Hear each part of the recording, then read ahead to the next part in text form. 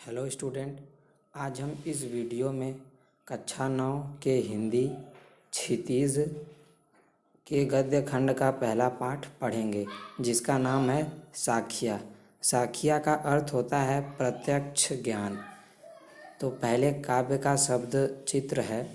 मान सरोवर सुभर जल, हंसा केली कराही, मुक्ता फल मुक्ता चुगै, अब उड़ी अनत न जाही।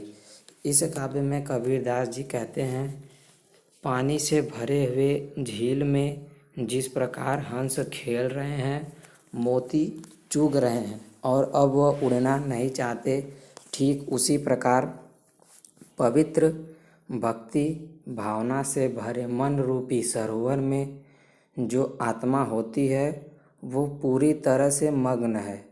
उसे भक्ति के पावन मोती प्राप्त हो रहे हैं और वे इस स्थान को छोड़कर कहीं जाना नहीं चाहती है। दूसरा काव्य हमारे सामने है। प्रेमी ढूंढत मैं फिरौ, प्रेमी मिले न कोय, प्रेमी को प्रेमी मिले, सब विष अमृत होय।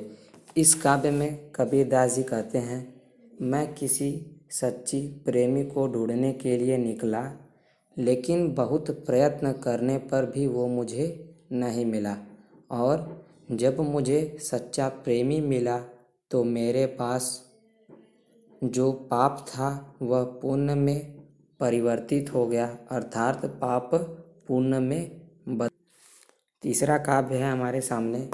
हस्ती चढ़िए ज्ञान की, सहज दुलीचा डारी, स्वर्ण रूप संसार है, भूखन दे झक मारी।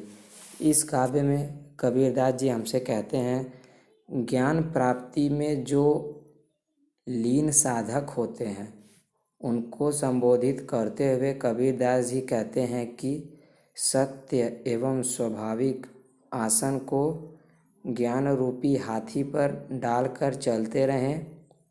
यह अज्ञानी संसार कुत्ते के समान है, जो हाथी को देखकर भौंक भौंक कर अपना समय नष्ट करते हैं। चौथा काव्य है हमारे सामने।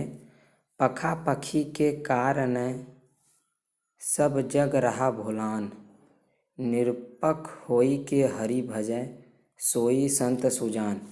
इस काव्य में कबीरदास जी कहते हैं, भक्ति के मार्ग में पक्ष विपक्ष के कारण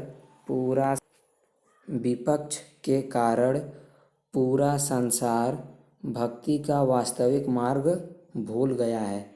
यदि हमें अपनी सच्ची भक्ति प्राप्त करनी है तो पक्ष विपक्ष के दलदल से हमें मुक्त होना होगा। पांचवा काव्य है हमारे सामने।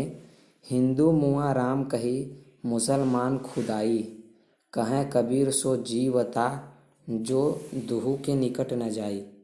इस काव्य में कबीरदास जी कहते हैं, हिंदू राम का नाम लेते लेते मर गए और मुसलमान अल्लाह का नाम लेते लेते मर गए, और सभी अपनी अपनी धार्मिक अंधविश्वासों के कारण ईश्वर को प्राप्त नहीं कर सके।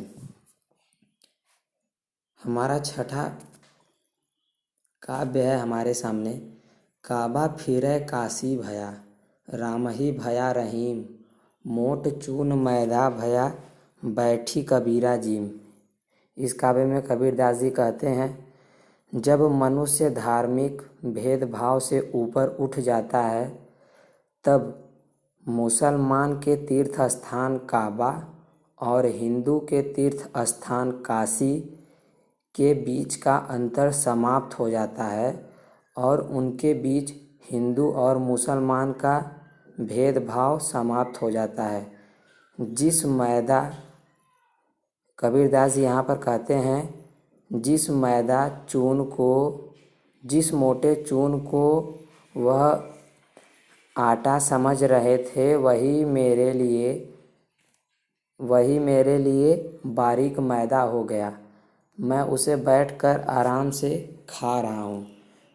सातवां काव्य है हमारे सामने।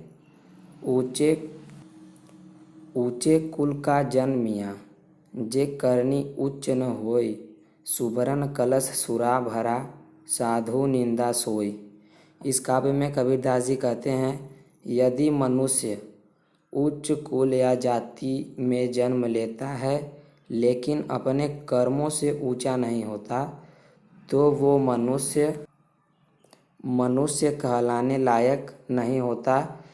एक उदाहरण से कबीरदास जी बताते हैं कि जिस प्रकार अगर सोने के प्याले में मदिरा भर कर साधु को दे दी जाए तो वह उनके लिए बेकार है।